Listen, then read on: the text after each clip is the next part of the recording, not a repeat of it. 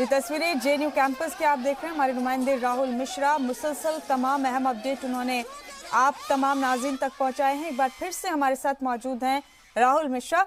राहुल, खूब बवाल हुआ जेएनयू में, उसके बाद सियासी इल्जाम तराशियों का दौर भी शुरू हो गया है। जांच क्राइम ब्रांच को सौंप दी गई है। सीसीटीवी फुटेज दिल्ली पुलिस ने मांगा है। राहुल, लेकिन इस सब के बीच एक बड़ा सवाल जो है वो ये है कि जब अंदर यूनिवर्सिटी कैंपस में किसी का दाखिला ही नहीं है, बिना आई कार्ड चेक किए, बिना डॉक्यूमेंट्स देखे हुए किसी को अंदर नहीं जाने दिया जाता, तो इतनी बड़ी तादाद में नकाबपोश लोग कैसे यूनिवर्सिटी में चले गए? सवाल यही है और सवाल यही उठता है कि आखिर में लोग अंदर में गए और लोग अंदर में गए भी तो उनके साथ में जो वो लोग कौन थे, क्या अंदर के ही लोग थे या क्योंकि देखिए आरोप प्रत्यारोप इसमें दोनों तरफ से लगाया जा रहा है। लेफ्ट भी की विंग की तरफ से भी आरोप लगाया जा रहा है कि एबीवीपी के छात्र ये थे और एबीवीपी की तरफ से छात्र की तरफ से आरोप लगाया जा रहा है कि ये लेफ्ट की तरफ से किया धरा है, क्योंकि इसमें वीडियो भी कई तरीके के वीडियो भी सर्कुलेट हो रहे हैं जिसमें सीधे तौर पर देखा जाएगा तो कई वीडियोज में लेफ्ट के भी जो छात्र विंग की लीडर हैं जिनका जो कि इसमें घायल हुई थी उनको इंस्टिगेट करते हुए और उनको क्योंकि मॉब को ले जाते हुए ये कई वीडियो आए। उसमें उसके अलावा कई जगह पे वो वीडियोज में दिख रहा है कि एबीवीपी के छात्र थे। तो आरोप प्रत्यारोप दोनों तरफ से चल रहा है, लेकिन सवाल यही उठता है कि आखिर में जो यूनिवर्सिटी गेट है जहां पे सीधे तौर पे यदि कोई भी अंदर जाता है अंदर घुसने के लिए बकायदे उसका आई कार्ड देखा जाता है, उससे जांच की जाती है, उससे पूछताछ करने के बाद ही अंदर जाने की अनुमति दी जाती है, साथ ही साथ उसका बकायदे एनरोलमेंट होता है। यदि इतने लोग नकाबपोश लोग अंदर में घुसे हैं और साथ में इतने डंडे और लाठियों को लेकर के साथ में रॉड्स को लेकर के जब अंदर में घुसे हैं तो आखिर उनको जाने कैसे दिया गया, किसकी अनुमति पे वो अंदर गए और यदि वो बाहर के लोग थे तो बाहर के लोग अंदर कैसे गए हैं, ये एक बड़ा सवाल है। बहरहाल यदि मैं आपको एक चीज जरूर दिखाऊंगा, कैमरामैन से कहूंगा कि इस जगह क्योंकि इसको देखना जरूरी है कि ये मेन गेट है, जेएनयू का मेन गेट है जहां से एंट्री होती है। अभी फिलहाल के लिए पुलिस ने यहां पर ताले लगा दिए हैं। जो छोटा गेट है उससे ही आवाजाही है, वाहन का किसी भी तरीके से गाड़ियों का आवाजाही अंदर की तरफ नहीं है। छावनी के रूप में यहां पर तब्दील कर दिया गया है क्योंकि यहां पर विरोध प्रदर्शन एसएफआई की तरफ से भी कहा गया था कि धरना प्रदर्शन किया जाएगा और एबीवीपी भी अपना क्लैरिफिकेशन प्रेस कॉन्फ्रेंस करके यहां पर करेगी। और मैं आपको क्योंकि ये गेट ही नहीं है, मैं कैमरामैन से कहूंगा कि उस तरफ भी दिखाएं कि जिस तरीके से यहां पर पुलिस के जवानों को तैनात किया गया है, पुलिस के फोर्स को यहां पे पूरी तरीके से डिप्लॉयमेंट किया गया है। और देखिए सबसे बड़ी चीज ये है कि इसी गेट से यदि कोई अंदर यदि जाता है, जब हम लोग आए थे सुबह में जब हम लोग देख रहे थे तो जब अंदर जाने वाले किसी भी लोग को सीधे तौर पे वहां पर जब भी यदि अंदर जाते हैं तो उनको एंट्री या एग्जिट के लिए बकायदे उनसे आई कार्ड लिया जाता है, उनसे पूछताछ की जाती है कि आखिर में आप कहां पे जा रहे हैं, किस जगह पे जाना है आपको और कौन है। ये सारी चीजें जानने के बाद ही आपको कहीं सीधे तौर पे एंट्री करने के लिए अनुमति यहां पे दी जाती है। लेकिन इतने लोग यदि अंदर में घुसते हैं और वो भी जानकारी नहीं मिलती है तो आखिर में किसका फेलियर है। हालांकि यहाँ पे पुलिस की तरफ से सीसीटीवी फुटेज यहाँ पर खंगाला जा रहा है और उसमें जांच करने की पूरी तरीके से कोशिश की जा रही है कि कौन लोग थे, कैसे वो लोग अंदर एंट्री किए और यहाँ पर इतना बड़ा हंगामा करके और फिर उसके बाद वो बाहर कैसे गए, वो सारी चीजें यहाँ पर जांच की जा रही है और पुलिस यहाँ पर जांच जरूर कर रही है। लेकिन यहाँ पर आरोप प्रत्यारोप यदि देखा जाए तो दोनों की तरफ से चल रहा है। एबीवीपी की तरफ से आरोप अभी भी चल रहा है कि सीधे तौर पे यहाँ पे लेफ्ट की तरफ से बवाल किया गया, लेफ्ट ने ये पूरा का पूरा हंगामा किया। 11 छात्र उनके कहीं सीधे तौर पे मिसिंग है और लेफ्ट आरोप लगा रहा है कि ये पूरा का पूरा हंगामा एबीवीपी की तरफ से किया गया है। देखिए एक और चीज है कि जो साबरमती जो हॉस्टल है वहाँ जी आप अपनी बात मुकम्मल कीजिएगा। इस बीच एक अहम सवाल ये भी है, ये भी लोग पूछ रहे हैं कि करीब 4 घंटे तक ये पूरा बवाल हुआ है जेएनयू कैंपस में और 2 घंटे तक तो पुलिस वहां पर आई नहीं। जब आई भी तो मदाखलत नहीं की, पुलिस ने रोकने की कोशिश नहीं की। खासतौर से साबरमती पॉइंट जिसका जिक्र आपने अभी किया, इस पॉइंट पर तो पुलिस यहाँ मौजूद थी, तब भी पुलिस ने मदाखलत नहीं की। ये सब समझ में नहीं आ रहा है राहुल। देखिए, दो चीजें हैं यहाँ पर सीधे तौर पे, क्योंकि यहाँ जब पुलिस कभी भी अंदर यदि जाती है, दाखिला यदि अंदर जाना होता है उसे, तो बाकायदे यूनिवर्सिटी की तरफ से जब अनुमति दी जाती है तभी वो अंदर की तरफ जा सकते हैं। उनकी अनुमति के बिना अंदर जाने की उनको एक परमिशन दिया जाता है, तभी वो अंदर की तरफ जाते हैं। और बाकायदे जब परमिशन दिया गया है तब ये लोग अंदर की तरफ गए हैं। देखिए, जो सबसे बड़ी चीज है कि यहाँ जो साबरमती हॉस्टल है, जो पॉइंट है जहां पे ये पूरा का पूरा हंगामा हुआ है, तकरीबन 3 घंटे तक इस पूरा का पूरा ये विवाद हुआ है, क्योंकि ये दो राउंड विवाद का ये 2 राउंड है, क्योंकि दोपहर में भी यहाँ पर झड़प देखने को मिली थी। उसके बाद शाम में, फिर उसके बाद 6 बजे करीब में, तकरीबन 6 बजे के बाद ये जो हंगामा, जो बाहर के, जो कहा जा रहा है कि बाहर के लोग, नकाबपोश लोग वहां पे पहुंचे थे जिन्होंने हंगामा पूरा का पूरा यहाँ पर किया है, उन लोगों के कहा जा रहा है कि वो लोग अंदर घुसे थे। तो कई चीजें हैं जो कि यहाँ पर जांच हो रही है। लेकिन जो सबसे बड़ी चीज है कि जहां पर एंट्री की पॉइंट की बात की जाती है, जब भी एंट्री करने के लिए अनुमति होती है, अनुमति यहाँ पर जेएनयू प्रशासन की तरफ से ही दी जाती है, तब जाकर के पुलिस अंदर की तरफ एंट्री करती है और तब जाकर के अपनी वहां पर कार्रवाई करना होता है। तो उसे वो कार्रवाई वहां पर कहीं करने के लिए उसको अनुमति यहाँ पर दी जाती है। और कल उसके बाद ही कहीं आप सीधे तौर पे देखा होगा आपने कि फ्लैग मार्च, उसके बाद पुलिस जाकर के वहां पर फ्लैग मार्च की थी। लेकिन सवाल वही होता है, सवाल यहाँ पे सबसे बड़े बड़े सवाल वही हैं कि आखिर में कौन लोग थे, किन लोगों के द्वारा ये अंदर एंट्री की गई है, और आखिर में ये जब हंगामा, इतना सारा हंगामा यदि बरपा है, तो आखिर में प्रशासन को, जो जेएनयू प्रशासन है, उसको कैसे जानकारी नहीं मिली, और आखिर में एंट्री इन लोगों ने कहां से की थी, एंट्री क्या, क्योंकि ये फ्लॉज है, सीधे तौर पे यदि कहा जाए कि जेएनयू के सिक्योरिटी की ही फ्लॉज है कि आखिर में एंट्री करने की अनुमति कैसे इन लोगों को मिली, और भी अपने साथ में सरिया लेकर के, रॉड लेकर के, साथ में स्टिक्स, डंडे लेकर के ये लोग जब अंदर गए हैं, और नकाबपोश लोग, यदि बाहर के लोग, जो कहा जा रहा है कि यदि बाहर के लोग गए हैं, तो आखिर में बाहर के लोग कैसे जाने की अनुमति यहाँ पर दे दी गई थी, ये सब सवाल यहाँ पर सीधे तौर पे उठता है, जो सीधे तौर पे प्रशासन को, जो जेएनयू का प्रशासन हो, उसको कहीं सीधे तौर पे इसका जवाब देना होगा। लेकिन अभी भी सवाल है, जांच क्योंकि चल रहा है, जांच में यही देखना होगा कि आखिर में कौन लोग थे, कौन इसमें सम्मिलित थे। जी राहुल, ऐसा नहीं है कि ये टेंशन बिल्कुल ताजा तरीन कशीदगी है जेएनयू कैंपस में। पिछले कई दिनों से तो मुसलसल टेंशन चल रही थी एबीवीपी और लेफ्ट तलबा के दरमियान। सर्वर रूम भी डाउन कर दिया गया था वहां पर। अगले सेमेस्टर की रजिस्ट्रेशन को लेकर तनाजा चल रहा था। हालांकि झगड़ा अक्टूबर से ही था पिछले साल, लेकिन जिस तरह से नकाबपोश घुसे हैं इस पूरे सीन में, इस पूरे एपिसोड में राहुल, इसने इस पूरे मामले को बहुत ही पुरअसरार, बहुत ही मिस्टीरियस सा बना दिया है। लगता है कि बड़ी साजिश कहीं हुई है जेएनयू में। आप सही कह रही हैं। देखिए, सीधे तौर पे, क्योंकि ये विवाद कल का ही नहीं है कि कल ये विवाद शुरू हुआ और उसके बाद इस तरीके का हंगामा यहाँ पर देखने को मिला। ये कई दिनों से ये हंगामा इस तरीके का चल रहा था, और तकरीबन यदि कहा जाए कि दोनों के, एबीवीपी और लेफ्ट दोनों के बीच में आमने सामने 3 दिनों से इस तरीके की एकदम तकरार दिख रही थी। वहां पे सर्वर रूम जहां पे रजिस्ट्रेशन होता है उसको बंद कर दिया गया था, वाईफाई को वहां पर ब्रेक कर दिया गया था, और जिससे कि रजिस्ट्रेशन नहीं हो पा रहा था। यहाँ पर सीधे तौर पे तनातनी चल रही थी। तो आखिर में यदि इस तरीके की विवाद चल रहा था, और यदि इसकी आशंका जो व्यक्त की जा रही थी कि इस तरीके की हंगामा यहाँ पर हो सकता है, तो आखिर में जेएनयू प्रशासन की तरफ से क्यों नहीं समय रहते यहाँ पर कदम उठाया गया था।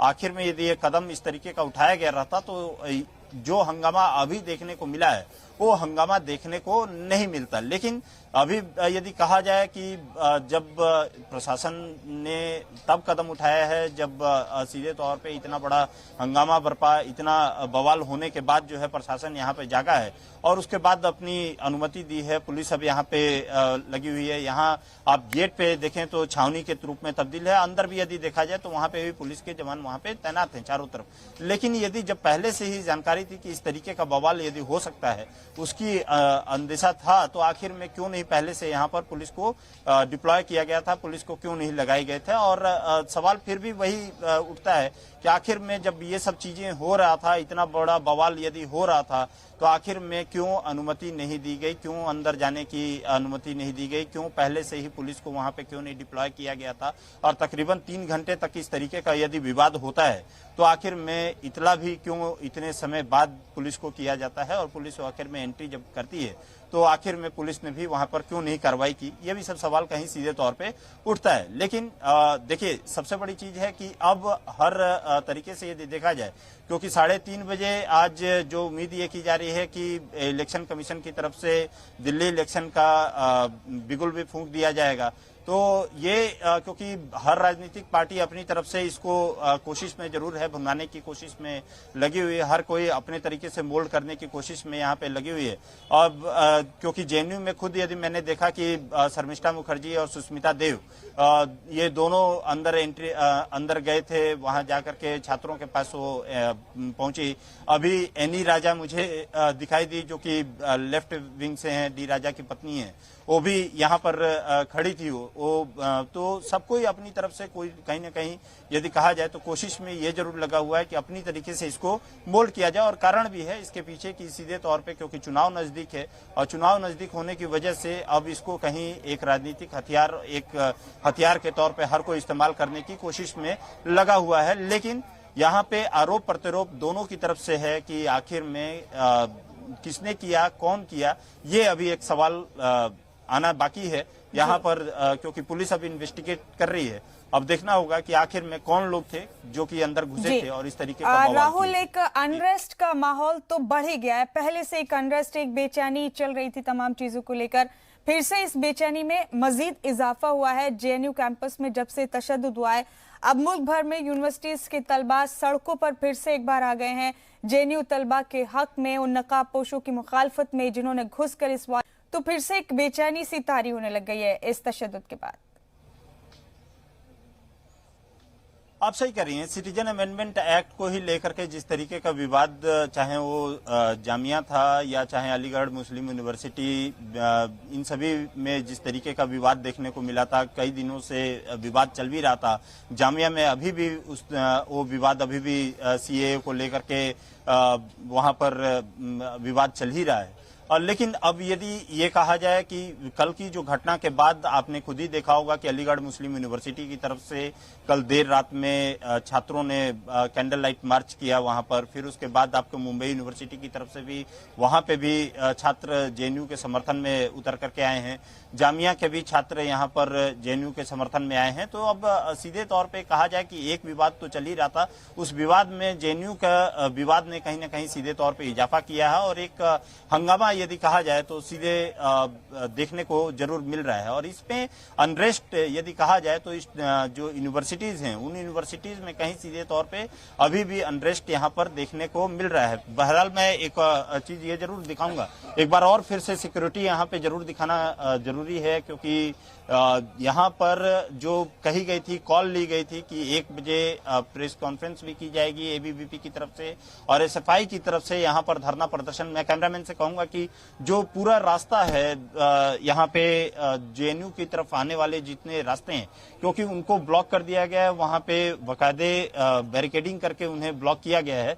और यहाँ पे सिक्योरिटी को उसी मद्देनजर कि किसी तरीके का अब बवाल ना हो, उस बवाल को देखते हुए ही, विवाद को देखते हुए ही यहाँ पर सिक्योरिटी को टाइटन अप किया गया है। यहाँ पे पूरी तरीके से फोर्सेस को लगाया गया है, डिप्लॉय यहाँ पर की गई है। लेकिन सवाल वही है, सवाल आखिर में है कि पहले से क्यों नहीं प्रशासन ने इसमें अपना कदम उठाया था, क्यों नहीं प्रशासन ने, जब उसको जानकारी थी कि इस तरीके का विवाद यहाँ पर हो रहा है, तो प्रशासन की तरफ से क्यों नहीं कोशिश की गई थी कि उसको समय रहते ही समाप्त किया जाए और फोर्सेस को डिप्लॉय करके इस तरीके का विवाद न हो, उसकी पूरी तरीके से कोशिश क्यों नहीं की गई। राहुल, एक आखिरी सवाल ये कि जो स्टूडेंट और टीचर जख्मी हुए थे, जिन्हें एम्स में दाखिल किया गया था, उनकी हालत कैसी है? खबर आई थी बीच में कि कुछ स्टूडेंट्स को डिस्चार्ज कर दिया गया अस्पताल से। देखिए, जो मामूली चोट जिन स्टूडेंट्स को लगी थी, क्योंकि दोनों तरफ के छात्र के वहां पे घायल हुए थे, एबीवीपी के भी और लेफ्ट के भी छात्र वहां पर घायल हुए थे, तो दोनों तरफ के छात्र वहां घायल हुए थे। जो मामूली चोट जिनको थी उनको उपचार करने के बाद उनको छोड़ दिया गया है, लेकिन कई ऐसे छात्र भी जो हैं जो कि गंभीर रूप से घायल हैं, उनकी अभी भी जांच चल रही है, उनकी अभी भी वहां पर इलाज चल रहा है। और उनको देखने को यदि कहा जाए तो मैं वही चीज कह रहा हूं कि इलेक्शन नजदीक है तो हर पॉलिटिकल पार्टी अपनी तरफ से कोशिश में जरूर लगा हुआ है। और वहां पे आपने देखा भी होगा कि एम्स में तांता लगा हुआ है। खुद सलमान खुर्शीद भी वहां पे धरना प्रदर्शन पे बैठने की बात किया उन्होंने कि उन्हें मिलने नहीं दिया जा रहा है। तो ये सब चीजें हैं जो कि अभी चल रही हैं, लेकिन जो छात्र यहाँ पे गंभीर रूप से घायल हैं अभी भी वो भर्ती हैं, और जो मामूली रूप से घायल थे उनको कहीं उपचार के बाद छोड़ दिया गया है। जी, मामूली तौर पर जख्मी थे, उन्हें इलाज के बाद छोड़ दिया गया। राहुल, सियासत भी अब खूब जोर शोर से ही हो रही है। आज दिल्ली इलेक्शन का ऐलान भी होने वाला है एक प्रेस कॉन्फ्रेंस में। खैर, देखते हैं इस मामले में जांच कमेटी जो है वो क्या कहती है। क्राइम ब्रांच को जांच सौंपी गई, उसके बाद कौन असल कसूरवार निकलकर सामने आएगा। बहुत बहुत शुक्रिया राहुल आपका, आप जुड़े हमारे साथ इस अहम खबर पर। बहुत शुक्रिया आपका। तो जेएनयू कैंपस में बीती शाम जमकर बवाल हुआ, खूब तशद्दुद हुआ। यहाँ पर अब भी कशीदगी है कैंपस में। कई स्टूडेंट जख्मी हुए थे जिन्हें अस्पताल में दाखिल किया गया था। हालांकि अस्पताल से छुट्टी दे दी गई है, लेकिन शदीद तौर पर जख्मी स्टूडेंट्स और टीचर्स को अभी अस्पताल में ही रखा गया है। जेएनयू तशद्दुद की खबरों के तमाम अपडेट लगातार आप तक पहुंचाते रहेंगे, लेकिन फिलहाल दिल्ली का रुख करेंगे जहां वजीर दाखिला अमित शाह खिताब कर रहे हैं। और गुमराह किया, दिल्ली के युवाओं को गुमराह किया, दिल्ली की जनता को गुमराह किया, और दिल्ली को दंगों की आग में झुलसने का पाप एक कांग्रेस पार्टी और आप पार्टी ने किया है। दिल्ली की जनता जरूर इस बात का आपसे हिसाब मांगने वाली। 4-4 दिन तक दिल्ली के अंदर दिक्कतें रही, दंगे हुए। इसके लिए एक कांग्रेस पार्टी और राहुल गांधी जिम्मेदार है, ये आप पार्टी जिम्मेदार है। और आज भी निर्लज्जता के साथ कहते हैं कि जिन्होंने दंगा करा है उसको हम कानूनी मदद देंगे, उनके घर जाएंगे, उनकी देखभाल करेंगे। राहुल बाबा, आपकी हर हरकत को देश दूरबीन की नजर से देख रहा है कि आप दंगाइयों का साथ दे रहे हैं। देश के अंदर जो अशांति फैलाने वाले संगठन है, जो ग्रुप है, उसके साथ आप अपने आप को आइडेंटिफाई कर रहे हैं, आपकी पहचान बना रहे हैं। और लोकतंत्र के अंदर इस तरह की बातें छिपती नहीं है। मित्रों, हमने धारा 370 हटाई। 70 साल से इस देश का हर नागरिक चाहता था कि कश्मीर जो हमारा है भारत माता का अभिन्न अंग बने। मुझे बताइए भैया, कश्मीर हमेशा के लिए भारत का बनना चाहिए या नहीं बनना चाहिए? जोर से बोलिए, बनना चाहिए या नहीं बनना चाहिए? किसी में हिम्मत नहीं थी धारा 370 को हटाने की। मोदी जी ने पूर्ण बहुमत मिलने के बाद, राज्यसभा में बहुमत मिलने के बाद तुरंत ही फैसला लिया और एक ही झटके में धारा 370 और 35 को उखाड़ कर फेंक दिया। और आज हमारा कश्मीर वहां शान के साथ हमारा तिरंगा आसमान की ऊंचाइयों को छू रहा है। मित्रों, अब कश्मीर को भारत से कोई अलग नहीं कर सकता। कांग्रेस पार्टी राम मंदिर के मसले पर दोगलेपन वाला व्यवहार करती है। कोर्ट में उसका विरोध कपिल सिब्बल करते हैं, लेट करो, लेट करो, लेट करो, लेट करो, क्योंकि उनकी वोट बैंक नाराज हो जाए। मुझे बताओ भाइयों, अयोध्या में जहां भगवान श्री राम का जन्म हुआ था, मंदिर बनना चाहिए या नहीं बनना चाहिए? सुनाई नहीं पड़ता है, पगड़ी नीचे आ गई है। बताओ, बनना चाहिए या नहीं बनना चाहिए?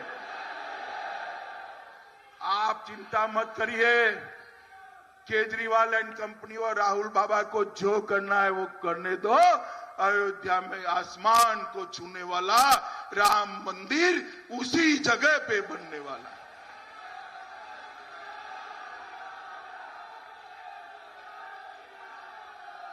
मोदी जी देश की सुरक्षा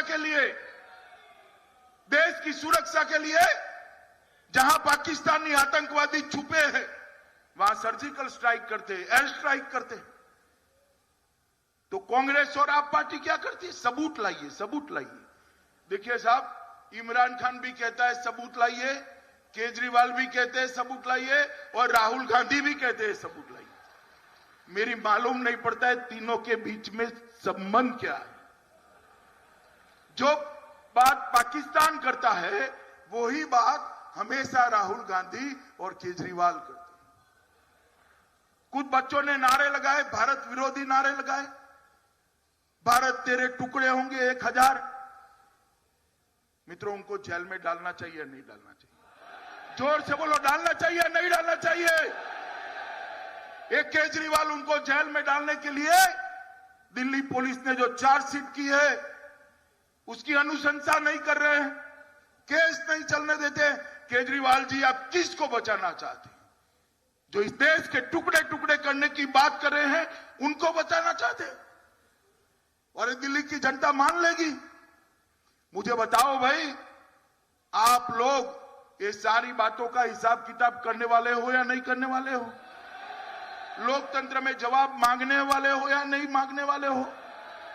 चुनाव में आपका अधिकार है, आपका वोट लेने जो आता है उसके साथ सवाल जवाब करना, उसका जवाब पूछना। बेशक मोदी जी की सरकार 5 साल चली है, जो पूछना है हमें पूछिए, हम स्वागत कर रहे हैं, आपके हर सवाल का जवाब देने के लिए तैयार हैं। हमने तो रोड भी बनाए, मेट्रो भी बनाई, भारत वंदना पार्क भी बनाया, आज साइकिल ट्रैक का भी उद्घाटन कर रहे हैं। जहां झुग्गी वहां मकान, वो योजना भी लेकर आया, अनधिकृत कॉलोनियों को भी अधिकृत किया। ये ढेर सारी चीजें हम करने वाले, मेरठ को जोड़ने वाला रास्ता बनाया।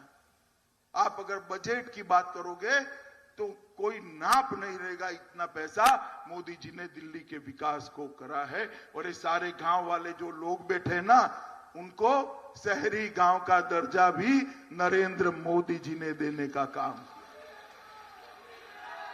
मगर ये कांग्रेस पार्टी और आप पार्टी, ये दोनों वोट बैंक की पॉलिटिक्स करने से बाज नहीं आते। अभी देश में माहौल ऐसा कर दिया कि जैसे सब लोग मोदी जी के खिलाफ हो गए।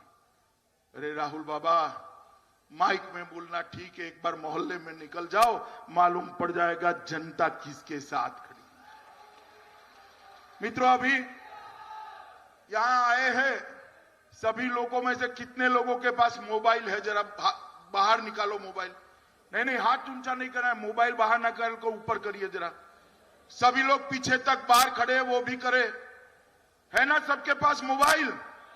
तो मैं एक नंबर बोलता हूं, जो नंबर आपका समर्थन करेगा, मोदी जी को आपका समर्थन पहुंचाएगा। मैं बोलता हूं, 2 बार बोलूंगा, 10 अंक का नंबर है, मैं बोलता हूं, जरा डायल करिए। 8 8 6 6 2 8 8 6 6 2। ये 10 अंक हो गए? डायल कर दो जरा। कर दिया? मैं फिर से एक बार बोलता हूं, 8 8 6 6 2 8 8 6 6 2। अपने सभी मित्रों से, घर वालों से, सगे संबंधियों से ये नंबर डायल कराकर नरेंद्र मोदी जी के समर्थन में अपना एक मिस कॉल दीजिए। मित्रों, ये मिस कॉल ये वोट बैंक की पॉलिटिक्स करने वालों की आंख खोलने के लिए है। 2 दिन के अंदर ये मिस कॉल का आंकड़ा 50 लाख को पार कर चुका है, सिर्फ 2 दिन के अंदर। 2 दिन के अंदर मैं आप सभी को अनुरोध करता हूं, ये चुनाव आने वाले, कल परसों चुनाव घोषित होंगे। आप इस चुनाव को ये सारी समस्या का जनादेश बनाकर एक बार देश को संदेश भेजे कि दिल्ली क्या चाहता है। झूठे वादे करने वाले को चाहता है या नरेंद्र मोदी की तरह जमीन पर नक्कर कंक्रीट काम करने वालों को चाहता है। और मित्रों, दिल्ली का जवाब मुझे मालूम है। आज भाई रमेश विधुड़ी के क्षेत्र के अंदर एक बहुत बड़े 200 किलोमीटर के पथ का लोकार्पण होने जा रहा है। मैं हमारे उपराज्यपाल महोदय, हमारे मंत्री सरदार हरदीप सिंह जी और रमेश विधुड़ी और बहन मीनाक्षी को अपनी बहुत बहुत बधाई और शुभकामनाएं देकर मेरी बात को समाप्त करता हूं। मेरे साथ बोलिए, भारत माता की, भारत।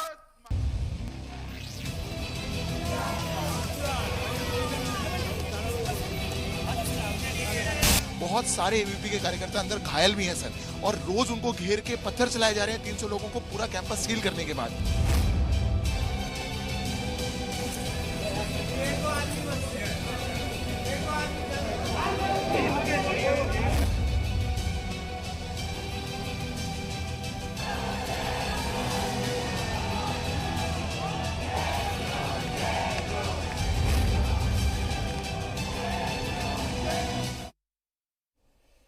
तो ये तमाम तस्वीरें जेएनयू कैंपस में हुई तशद्दुद और उसके बाद की हैं, जबकि तमाम लोग वहां पहुंचे, सियासी बयानबाजियां भी शुरू हो गई। लेकिन बड़ा सवाल अभी तक यही बरकरार है कि आखिर वो नकाबपोश थे कौन जो जेएनयू कैंपस में इस तरह से घुस गए, तशद्दुद को अंजाम दिया। कई तलबा जख्मी हो गए, कई टीचर जख्मी हो गए, कई शदीद तौर पर जख्मी हुए हैं जिनकी जिंदगी और मौत पर बनाई है। ये तस्वीरें उसी तशद्दुद की आप देख रहे हैं इस वक्त अपने टीवी स्क्रीन पर। बता दें आपको कि पिछले कई दिनों से कशीदगी थी जेएनयू कैंपस में, लेकिन इस कदर नहीं थी कि नौबत यहां तक आ जाए। रजिस्ट्रेशंस को लेकर, अगले सेमेस्टर के रजिस्ट्रेशन को लेकर कशीदगी थी, सर्वर डाउन किया गया था, तलबा के दो गुटों के बीच झगड़ा हुआ था। लेकिन बीते रोज नकाबपोश घुस गए जेएनयू कैंपस में और बड़े पैमाने पर तशद्दुद को अंजाम दे दिया। और इस बीच जी मीडिया रिपोर्टर रूफी जैदी की जेएनयू से ये एक्सक्लूसिव रिपोर्ट जरा देखिए। कल भीड़ ने सबसे पहले जिस जगह को निशाना बनाया पेरियार हॉस्टल की, वो यही गार्ड रूम है। इस वक्त हमारे साथ हॉस्टल के वार्डन हमारे साथ हैं। सर, क्या हुआ था उस वक्त, किस तरह से वो जो पूरा अटैक था वो इस हॉस्टल के ऊपर हुआ? मेरा नाम डॉक्टर बुद्ध सिंह है और मैं इसी का वार्डन हूँ हॉस्टल का। तो आप देख सकते हो कि यहाँ पे कितने नकाब पोस्ट जो लोग हैं, इस जो पेरियार का जो एंट्रेंस है यहाँ से लेके हाथ में रॉड था, लोहे का लाठी थे, बड़े बड़े पत्थर थे और ये टेबल को तोड़ते हैं। यहाँ पे गार्ड जो रूम था, गार्ड ने रोकने का पूरा अपना कोशिश किया। जो विजिटिंग रजिस्टर उसमें एंट्री करनी होती है तो उन्होंने वो विजिटिंग रजिस्टर को भी फेंक दिया और इसको टेबल को तोड़ दिया जहाँ पे विजिटिंग रजिस्टर में एंट्री करनी हो, और ज़बरदस्ती गार्ड को धक्का देते हुए एंट्री वो लोग किए, जो लगभग संख्या उनकी 150 के लगभग थी। और इस विंग में सबसे पहले जाते हैं तो यहाँ पे कई सारे जो कमरे हैं जिनकी कुंडियाँ तोड़ दी और कुंडियाँ तोड़ दी। कांच आप देख सकते हो कि वो बहुत सारे कमरों के कांच टूटे हुए हैं, कुंडियाँ टूटी हुई हैं और हर रूमों में जा के उन्होंने रूमों के कांच फोड़े हुए हैं। और इस प्रकार से जो है पूरे यहाँ पे, क्योंकि मैं अपने जो वहाँ पे घर में था, जो हमारा घर का एक जो गेट है जो हॉस्टल के अंदर को खुलता है, और उसके माध्यम से हमें बहुत सारे जो है छात्रों से पता लगा कि यहाँ पे एक हमला हुआ है, एक दंगे के जैसा माहौल है और इसमें जो गार्ड है, गार्ड को भी पीट दिया गया है और पूरा टेबल तोड़ दिया है। इसके बाद बहुत सारे कमरों की कुंडी तोड़ के उनके घरों में कमरों में के अंदर जाके उनको पीटने की कोशिश की, जिसमें कई छात्रों को भी चोट आई, बाकी जो है भाग गए। तो अभी हम देख सकते हैं कि उसके बाद वो 2 घंटे के लगभग इस हॉस्टल के अंदर रहे, जहाँ पे उन्होंने टारगेट 2 घंटे रहे। 2 घंटे के लगभग हम लोगों ने पुलिस को भी कॉल किया तो पुलिस ने काफ़ी देर में रिस्पॉन्ड किया है और जब तक पुलिस आई थी तब तक यहाँ पे हंगामा चलता रहा। तो इसके बाद जो है वहाँ से हंगामा करने के बाद ये जो है वहाँ से सारे ground floor, first floor, second floor, third floor से आके फिर अपने मेस में आते हैं और मेस में हमारा जो मेस है इसमें लगभग जो है 600 लोगों के 550 से 600 लोग खाना खाते हैं। यहाँ पे मेस में खाना बनता है और हम देखें कि खाने का जो है बन के तैयार हो गया था, लेकिन वो लोग जो हम लोगों ने जैसे पता लगा यहाँ पे दंगा हो रहा है तो हमने ताला डालने का यहाँ पे कर्मचारियों को बोला कि ताला लगा दिया जाए कि इससे खाने में कुछ मिलावट ना हो, लेकिन फिर भी उन्होंने जो है ताला तोड़ा और इसके अंदर घुस गए। तो अभी हमने दोबारा से इसका कुंडी लगवाया है, इसके अंदर जाते हैं मेस के अंदर, और पूरा खाना 600 लोगों का बना हुआ था, 500 से 600 लोगों का। तो इस खाने के अंदर हम लोगों को आशंका है, क्योंकि इसके अंदर कोई छात्र नहीं था, उसके अंदर उन लोगों का जो नकाबपोश लोग थे वो क्यों घुसे 40-50 की संख्या में। और तो खाने में जो राइस था, दाल था, सब्जियां थी बनी हुई थी, और यहाँ पे जो नाइफ भी रखी रहती है सब्जी काटने के लिए, तो हम लोगों को आशंका थी कहीं कहीं उन्होंने वो नाइफ भी वो जो 10 की 12 की संख्या में और भी जो पलटे वगैरह होते हैं लोहे के, तो वो लोग भी हाथ में लेके हमला कर सकते हैं। तो हम लोगों ने सर्वसम्मति से डिसीजन किया और छात्रों के साथ मिलके कि हम आज खाने को नहीं परोसेंगे, क्योंकि खाने में मिलावट की आशंका से हमने जो 500 से 600 लोगों का खाना था उसकी बर्बादी हुई कल, और खाना नहीं परोसा गया। अभी भी आप देख सकते हैं कि यहाँ पे हॉस्टल के अंदर 200 कमरे हैं, 200 में से लगभग 40 ही कमरे खुले हुए हैं, बाकी कमरों में ताला डला हुआ है। तो शाम से ही लोगों को जो है डर का माहौल है। कल ही गए हैं स्टूडेंट्स मारपीट के बाद, क्योंकि बहुत सारे लोग हैं जो भागे, हमको फ़ोन भी किए, तो हम लोगों ने भी उनको सलाह दी कि आप यहाँ से सुरक्षित निकल जाएं, क्योंकि यहाँ पे जो सिक्योरिटी है वहाँ का प्रोवाइड करने में आशंका है। और इस प्रकार से अभी तो हम टीवी चैनल के माध्यम से देखते थे, हम लोगों ने खुद अपनी आंखों से रॉड लेके देखा कि लोग यहाँ से भाग रहा है दूसरे में। ये इस प्रकार का माहौल अभी अपने आंखों में देखा। हमारे रेजिडेंट्स पे भी आके उन्होंने पूरा कोशिश किया और गेट तोड़ने का कोशिश किया, जिससे कुंडी भी टेढ़ी हो गई, लेकिन हम लोगों ने गेट नहीं खोला, क्योंकि वो जो भी सामने आ रहा था वो उसको मारना पीटना वो चालू कर दे रहे थे, क्योंकि ज़ोर ज़ोर से चिल्लाने की आवाज़ भी आ रही थी और लाठी की डंडे आ रहे थे, कांच के तोड़ने की आवाज़ें आ रही थी। तो कई सारे कमरों के कांच टूटे हुए हैं। डरे हुए हैं स्टूडेंट्स अभी भी? हाँ, स्टूडेंट काफ़ी डरे हुए हैं। जो काफ़ी लोगों ने मुझे फ़ोन करके भी बोला कि हम नाश्ता करने के लिए जो दूसरे हॉस्टल में या फिर अपने गार्जियन के लिए हैं, क्या आज हम हॉस्टल वापस लौट सकते हैं? तो हमने उनको यही बोला है कि अभी जो पुलिस प्रशासन से तो काफ़ी सिक्योरिटी बाद में मिली है, लेकिन अभी जो है शांति है, लेकिन फिर भी डर के मारे लोग हॉस्टल में लौट नहीं रहे हैं। तो ये डर का माहौल है। सोचिए 200 कमरे हैं पेरियार हॉस्टल में, लेकिन सिर्फ 40 कमरे अभी तक खुले हुए हैं। डॉक्टर बुद्धदेव जो यहाँ के वार्डन हैं वो बता रहे हैं कि स्टूडेंट्स इस कदर डरे हुए हैं कि वो अभी वापस नहीं आना चाहते, और जो तमाम स्टूडेंट हैं, जो ज़्यादातर स्टूडेंट्स हैं, वो कल शाम को ही यहाँ से निकल गए थे जब इस तरह की घटना हुई। और साथ ही मेस में कल जितना खाना बना था वो सब खाना कल बर्बाद हुआ।